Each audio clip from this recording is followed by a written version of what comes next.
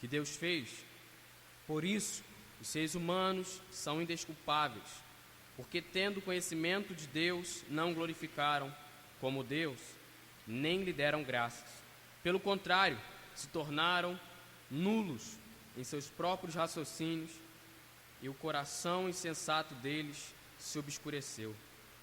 Dizendo que eram sábios, se tornaram tolos, e trocaram a glória do Deus incorruptível por imagens semelhantes ao ser humano corruptível, a aves, aos quadrúpedes e aos répteis.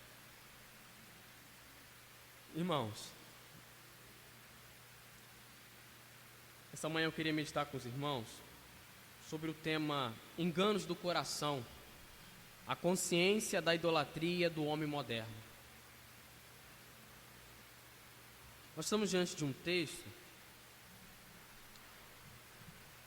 onde Paulo quer conciliar algumas questões que estão acontecendo na igreja de Roma, uma igreja composta por judeus e por gentios. E nesse capítulo 1, até o verso 17, Paulo vai listar o que é central, que é o Evangelho, principalmente o verso 16 e o verso 17 do capítulo 1. A partir do capítulo 18, do capítulo 1, Paulo vai dizer que Deus está irado, e ele vai explicar os motivos. Ele vai dizer que Deus está irado porque os homens estão suprimindo a verdade. O que é suprimir? Sufocar a verdade. Então, na história da humanidade, os homens vivem sufocando a verdade. Qual é a verdade? Paulo vai começar no verso 19 dizendo: pois o que se pode conhecer a respeito de Deus é manifesto entre eles, pois Deus lhes manifestou. O que pode ser conhecido sobre Deus está manifesto na criação. E os homens sabem disso no seu coração e na sua consciência, porque Deus diz que assim é, ao seu coração e à sua consciência. Então, na história, todos os homens não têm argumento contra Deus. No dia do juízo, ninguém poderá chegar diante de Deus e argumentar ou se defender contra o Deus soberano. Então, para Paulo, essa ira que se revela dos céus, e o que é essa ira? Não é uma ira humana, uma ira que é corrupta, por um coração corrupto, mas é uma ira justa, uma ira daquele que criou todas as coisas, sendo assim, criou a estrutura e a direção da criação, e disse para o homem adorá-lo, fazendo todas as coisas. Então toda a criação é para Deus, não é para o homem. Toda vez que o homem tenta dar outro sentido para a criação, ele inverte a ordem dela. Ele começa a fazer com que a criação seja para ele, não para Deus. Sendo assim, ele vive como se Deus não existisse ou coisas desse tipo. Então o homem corrompe o sentido original da criação. Deus criou todas as coisas, tendo ele como início, como fim de todas as coisas. Então todas as coisas são para Deus. E o que é isso? Quando Deus cria Adão e Eva, ele estabelece um culto cósmico, um culto a partir de toda a criação. Então tudo que o homem vai fazer, o homem aqui, Adão, junto com a sua mulher Eva, vão cultuar a Deus através do seu trabalho, através do cultivo dos alimentos, através de pôr nome nos animais. Então todas as coisas que se faz e que o homem vai fazer ao longo da história é para Deus, não é para ele. Isso é prestar culto a Deus. Só que nós temos um problema, por exemplo, em nossos dias. No mundo moderno, o homem não cultua a Deus, como nenhum homem na história. a não ser que ele seja regenerado e tenha consciência de que foi justificado. No mundo moderno, o homem cultua algumas divindades. Quais são essas divindades? O consumismo. Quando você chega no shopping, o que tem lá? Tem a Boticário, tem o cinema, um bom restaurante, uma coisa para degustar. Na verdade, você não está indo lá para consumir ou para comprar um sabonete para ir ao cinema. Não, muito pelo contrário. Você está indo lá por causa de uma ideia que está sendo passada para você. Então você quer se satisfazer. Então o shopping é como um culto onde o Deus chamado consumo é cultuado diariamente. E aqui não estou negando ou dizendo que nós não podemos ir, coisa desse tipo. Estou dizendo o sentido por detrás de todas as coisas que lá existem. É um culto ao consumo, à satisfação. E um dos problemas da igreja de nossos dias é que os cristãos viraram consumistas da religião. É que nós perdemos de vista um Deus que é trino, um Deus que quer se relacionar através do seu Filho, para consumirmos. Sendo assim, nós pagamos todos os domingos a religião, com o trabalho que fazemos na igreja e com tantas outras coisas. Por quê? Porque nós estamos interpretando o cristianismo através das divindades do mundo moderno. Outro Deus é o utilitarismo. Através do Deus chamado capitalismo, você começa a viver a vida e perceber as pessoas e as coisas como objetos que podem ser utilizados. Então as pessoas viram um jogo de manipulação, onde você tira ela daqui, põe para lá, trata o ser humano como se fosse mais uma coisa, e elas não contêm a imagem divina. Então nós deixamos de tratar o outro como Deus diz para que o outro, de como o outro deve ser tratado, um ser criado à imagem e semelhança dele. E aí nós utilizamos não somente do outro, mas de tudo que há. Nós tratamos o outro como nós tratamos um automóvel, tratamos uma porta como quando a abrimos e a fechamos. Então o outro não tem alma, não tem coração, não é um ser humano. Como também o outro Deus chamado Deus Narciso, o narcisismo, que é o egoísmo. Então no mundo moderno, as divindades estão moldando a vida cristã. E não somente a vida cristã, a vida dos demais homens. Onde nós guerreamos e lutamos uns com os outros, disputamos dia após dia, na igreja, em casa, na sociedade, no trabalho, onde quer que seja, por lugar e por sermos vistos. E qual é o problema disso? O problema é uma coisa chamada autoestima. No mundo moderno, a autoestima é um Deus. E a autoestima está diretamente fundada no orgulho humano.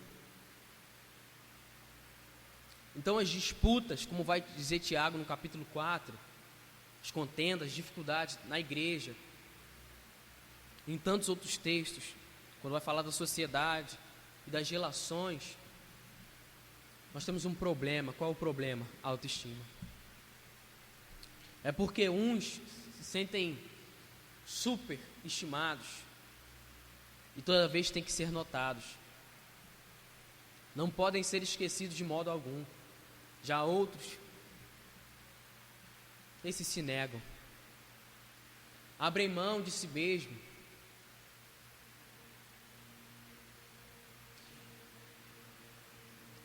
E você consegue perceber que nos dois casos, tanto a superestima de si, quanto a baixa autoestima. Então a autoestima, essa ênfase exacerbada sobre como você se vê, como outro também que se nega a se ver assim, os dois são problemas. Por quê? Porque diariamente vai haver uma luta. Qual é a luta nas relações? Por ser visto, lembrado ou por ser esquecido, por estar com orgulho ferido.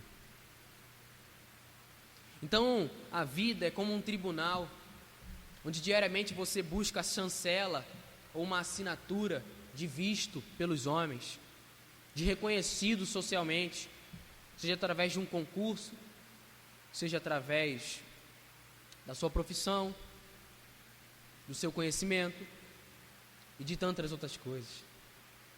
Nós só queremos ser notados. E o problema aqui é que, na verdade, o homem, por estar caído em Adão, a imagem divina no homem está corrompida. Sendo assim, a vida que é para o homem levar e servir a Deus com a criação e com todas as coisas, o homem está se servindo. Porque o homem diariamente escuta a voz da serpente. Não quer ser como Deus? Você pode ser como Ele. Você pode se salvar. Você pode ser superior aos outros. Você pode ser melhor. Vai, você consegue. Você vai conseguir. Compre um novo carro. Faça algo novo. Seja superior aos outros.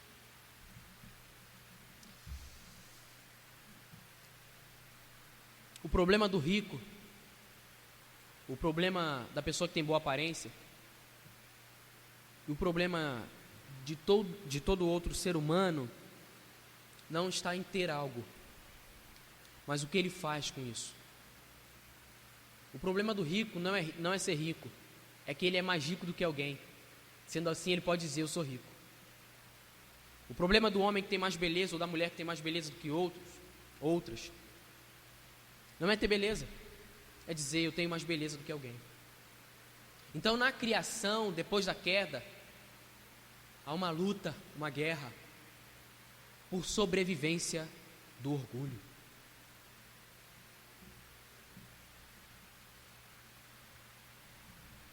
E Paulo continua no verso 20: porque os atributos invisíveis de Deus, isto é, o seu eterno poder e a sua divindade, claramente se reconhecem desde a criação do mundo, sendo percebidos por meio das coisas que Deus fez. Então Paulo vai enfatizar os atributos de Deus manifestos na criação, isto é, o seu poder e a sua natureza divina, ou a sua própria divindade. Então, na criação estão manifestos quem Deus é. A criação serve para revelar quem Deus é e para manifestar principalmente a relação que Deus tem com Ele mesmo. Por isso que nós vemos um exemplo na palavra universo. Por que é uni e é verso? Traduzindo, porque é único e é múltiplo, diverso. Porque Deus é um e é trino. Então a criação revela esse sentido de um Deus que é único e ao mesmo tempo é trino. Traduzindo, é um Deus relacional. E na divindade não há vaidade, mas há um serviço mútuo. Deus não briga com Ele mesmo. Deus não luta com Ele mesmo, mas Deus serve a Ele mesmo. Deus é uma comunidade, como diria Agostinho, uma comunidade onde o serviço é expressado de forma livre. E amar é ser livre. Quem não ama não é livre, é escravo de si mesmo e de sua vontade. E esse é o problema do homem, através da queda em Adão. Por exemplo, quando nós olhamos para a beleza e perguntamos o que ela é. A beleza está em um estado de atemporalidade. Traduzindo, a beleza não está sujeita ao tempo. Ela se manifesta no tempo. A beleza é. A beleza está acima de meros conceitos ou de avaliações, porque a beleza é. Por quê? Porque Deus é belo.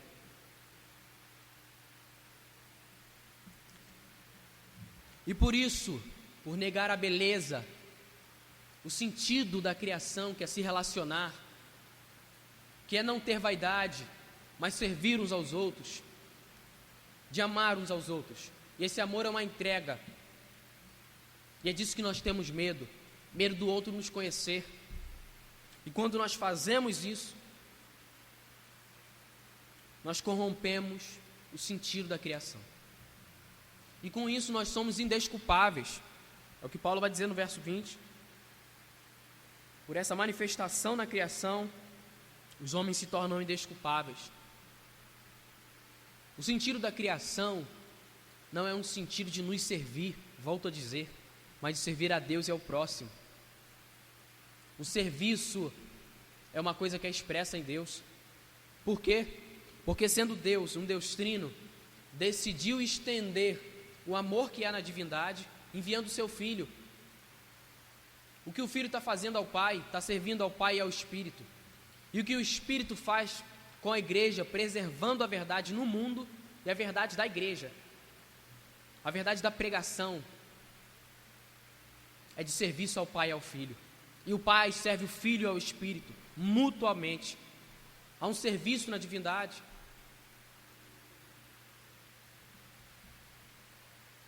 Quando olhamos para o verso 21, o apóstolo Paulo diz: porque tendo conhecimento de Deus, não glorificaram como Deus, nem lhe deram graças. Pelo contrário, se tornaram nulos em seus próprios raciocínios, e o seu coração, o coração deles, se obscureceu. Então, quando nós negamos o que Deus disse sobre a criação, e não vivemos como Deus disse para nós vivermos, nós entramos em trevas, um estado de insatisfação. E por isso, essa legislação diária no tribunal humano, onde você tem que fazer diariamente coisas para ser reconhecido. Você tem que diariamente lutar por cargos diversos, seja na igreja ou na sociedade, por ser superior, para ser visto. Pois, como diria o ditado, quem não é visto não é lembrado.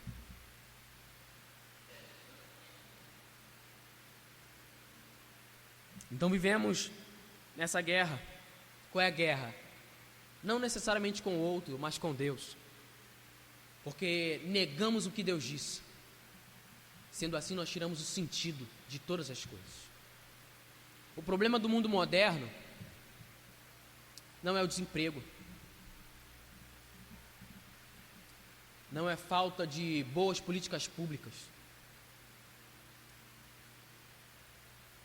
de uma educação que vai salvar o mundo. Pela educação nós podemos salvar o mundo. Isso é mentira, é uma falácia. O sentido do mundo, e digo aqui dos homens, não necessariamente de um sistema corrompido, está em encontrar sentido.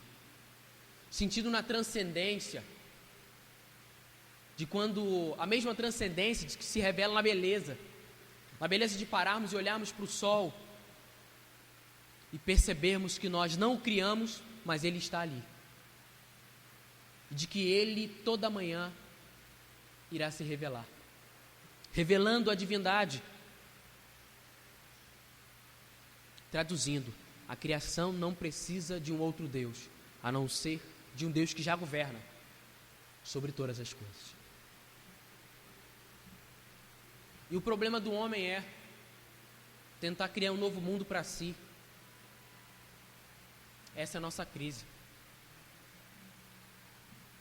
O movimento iluminista, com seus diversos pensadores, propuseram uma nova religião, a religião da razão, onde o homem, através da tecnologia, através da autonomia, através do desenvolvimento econômico, social, financeiro, iria ser feliz. Que pena que esses homens não viveram para ver o que aconteceu no século XX. A Primeira e Segunda Guerra Mundial, a Guerra do Vietnã, a Guerra Fria, a guerra que nós temos através das redes sociais, onde há uma influência comercial, por exemplo, o problema que nós estamos tendo entre os Estados Unidos e a China. Que pena que esses homens não viveram para ver que a religião deles fracassou. E nós diariamente vivemos querendo nos salvar, como se o Deus das Escrituras fosse um Deus mentiroso. E assim nós agimos de modo irracional, que quem nega a Deus, nega tudo. Nega motivo para a vida, para a família, para as relações, para ter uma boa relação com os filhos, com os pais. E a pergunta é: quem é o Deus que tem te salvado diariamente? Quem é aquele que tem, onde você busca solução para a sua vida, onde você realmente encontra descanso? É no Deus da Bíblia?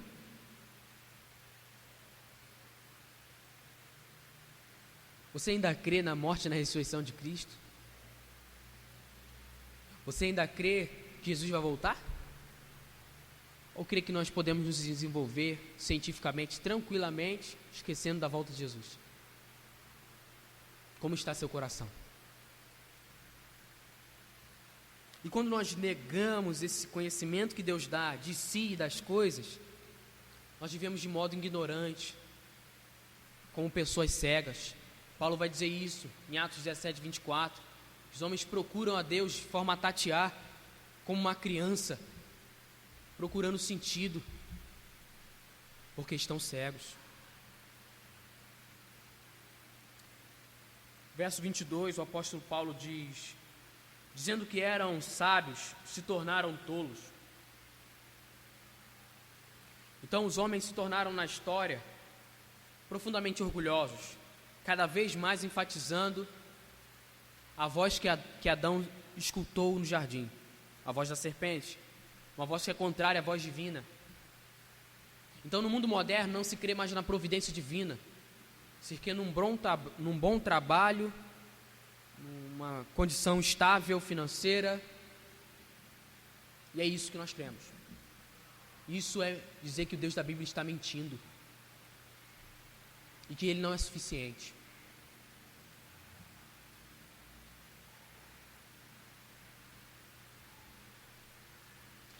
Então os homens ao longo da história se tornaram donos de si, donos da vida.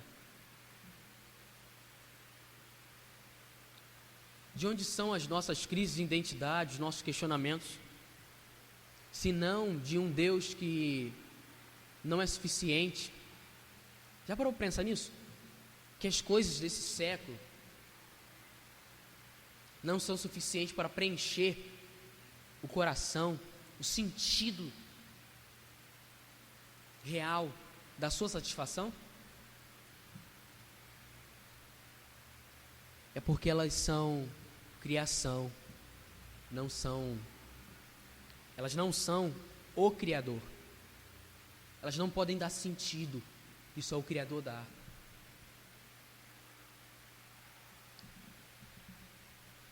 Nós tivemos uma crise terrível mundialmente por causa disso. Então o problema no mundo não é a imigração,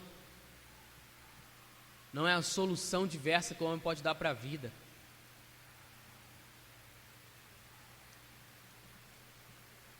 Mas são os ídolos que não são como o Deus da Escritura. Um Deus que se encarnou, usou linguagem humana, morreu e ressuscitou. E é interessante que Deus não enviou seu Filho como um estadista, como um ativista político, como um bom economista, como um bom teólogo meramente, ou quem sabe como qualquer um outro homem, qualquer uma outra profissão. e não com a intenção de salvar. Os homens da sua própria ira. E essa é a ênfase de Paulo. Porque os homens suprimem a verdade, porque os homens sufocam a verdade. E a verdade está manifesta na criação. Que existe um Deus que criou todas as coisas. Porque os homens querem viver sem Deus.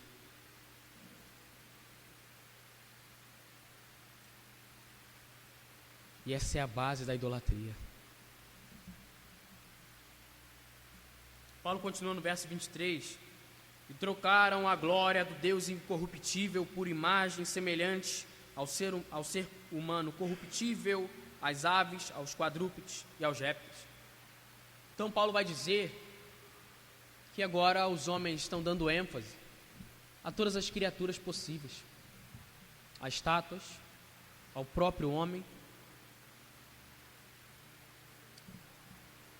E no mundo moderno é diferente? O que é o individualismo? Se eu não fizer, não está perfeito. Se eu não fizer, não vai acontecer. A nossa grande dificuldade é olhar para a história e ver que Deus sustenta a história sem nem nós desistirmos ao longo da história. É de olharmos para a vida e ver que nós vamos morrer. Essa é uma verdade que ninguém pode escapar, que ninguém pode negar. E que a vida e que o mundo vão continuar a existir até a volta de Cristo.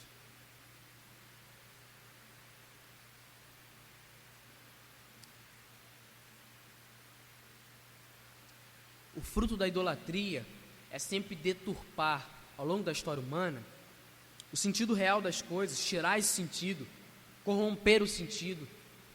Então a homossexualidade, por exemplo, o movimento LGBT nos nossos dias, não está fazendo nada diferente do que já foi feito ao longo da história. Só estão buscando uma chancela social para isso. Movimento feminista, a salvação através de educação, através de políticas públicas, como se isso fosse mudar o coração humano, mudando a realidade dele. Quanto equívoco há em quanto equívocos nós tivemos em diversos momentos no ano passado, durante as eleições, onde olhamos para o outro como inimigos, não como seres criados em imagem e semelhança de Deus, onde defendemos ideologias como se Jesus fosse um ideólogo. A ideologia também pode ser um Deus. A idolatria. E nós deixamos de falar, deixamos de ter amizade por causa de partido político, como se partido político fosse fazer alguma coisa real, tanto por você quanto por mim, como se Deus fosse meramente um ideólogo e um transformador social. E com isso, com esse fruto da idolatria que é corromper todas as coisas, o homem agora interpreta as coisas a partir de si. E essa é a verdade, e essa é a suprema verdade, ou a suprema expressão do orgulho humano, que é sempre só eu estou certo, todo mundo está errado. O que Deus diz na Bíblia é parcialmente certo, não é verdadeiro, porque eu só acredito meia verdade, em parte da Bíblia ou em parte do que Deus diz. Com isso, irmãos, nós temos que correr para a cruz, para o Evangelho do Senhor Jesus. Romanos 3, do verso 21 ao verso 26, texto que já foi lido aqui, Paulo diz: mas agora sem lei a justiça de Deus se manifestou, sendo testemunhada pela lei e pelos profetas. É a justiça de Deus mediante a fé em Jesus Cristo para todos e sobre todos os que creem, porque não há distinção, pois todos pecaram e carecem da glória de Deus, sendo justificados gratuitamente por sua graça, mediante a redenção que há em Cristo Jesus, a quem Deus apresentou como propiciação no seu sangue mediante a fé, Deus fez isso para manifestar a sua justiça, por ter Ele, na sua tolerância, deixado impunes os pecados anteriormente cometidos, tendo em vista a manifestação da sua justiça no tempo presente, a fim de que o próprio Deus seja o justo e o justificador daquele que tem fé em Jesus. Então, irmãos, o problema da autoestima, voltando lá no início, é que nós diariamente ouvimos a voz da serpente e, sendo assim, nós deixamos de ouvir a voz de Deus. Qual é a voz de Deus? Que em Jesus Cristo nós estamos justificados. Então o cristão não se enxerga como superior ou meramente como inferior, porque os dois são problemas do coração e um problema diretamente do orgulho. Mas por ouvir a voz de Jesus, que é a voz do negue-se a si mesmo, tome sua cruz e siga após mim, o cristão enxerga a si mesmo e todas as coisas que faz ou pode fazer a partir do autoesquecimento. Abrir mão de si. Por quê? Porque eu não sou parâmetro. Jesus é o meu parâmetro. Jesus morreu e ressuscitou. O tribunal de Deus, o sangue que foi vertido na cruz, diz: está consumado. E com isso, irmãos, Paulo vai dizer em Romanos, no capítulo 8, a partir do verso 31. Que diremos então, à vista destas coisas? Se Deus é por nós, quem será contra nós? Aquele que não poupou o seu próprio filho, mas por todos nós o entregou, será que não nos dará graciosamente com ele todas as coisas? Quem tentará acusação contra os eleitos de Deus? É Deus quem os justifica. Quem os condenará? É Cristo quem morreu, ou melhor, quem ressuscitou, o qual está à direita de Deus e também intercede por nós. Quem nos separará do amor de Cristo? Será a tribulação ou a angústia, ou a perseguição, ou a fome, ou a nudez, ou o perigo, ou a espada, como está escrito: por amor de ti, somos entregues à morte continuamente. Fomos considerados como ovelhas para o matadouro. Em todas estas coisas, porém, somos mais que vencedores por aquele que nos amou. Em todas estas coisas, porém, somos mais que vencedores por aquele que nos amou.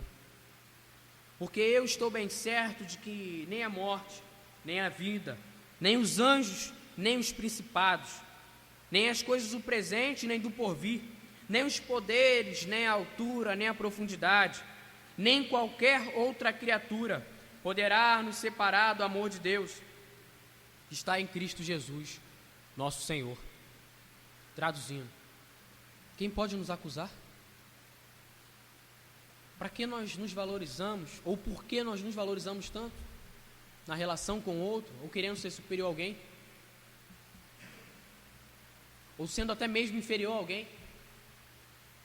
Se Cristo nos justificou, qual é o sentido da nossa identidade continuar vinculada a nós, as nossas boas atitudes, nós fazermos correlação entre as nossas boas atitudes e a nossa identidade, como se nós fôssemos o causador da nossa identidade? Agora, nesse estado que nós estamos, que é um estado de crença em Jesus Cristo, crença na sua morte e ressurreição, e com isso nós negamos a morte e a ressurreição de Cristo diariamente, negamos ao nosso coração e à nossa consciência, porque não há ninguém que nos acuse mais do que nós mesmos. Nós não conseguimos fugir de nós mesmos. O único lugar que nós podemos correr é para o Calvário, encontrar lá aquele que foi morto, que disse para com os transgressores: Pai, perdoa-lhes, porque não sabe o que fazem. Qual é o problema do nosso coração, irmãos? Senão essa idolatria, E essa guerra não acabará enquanto Cristo não voltar. Os deuses do mundo moderno, os altares do mundo moderno, estão expostos diante de nós diariamente. E a prestação de culto a esses deuses é diariamente forçada pelos ímpios para com a nossa consciência. Nós não podemos violar nossa consciência. E a nossa consciência em Jesus Cristo nos diz: está consumado, está pago. Por quê? Porque Deus se fez homem, morreu e ressuscitou. Que Deus esteja nos abençoando e nos dando graça.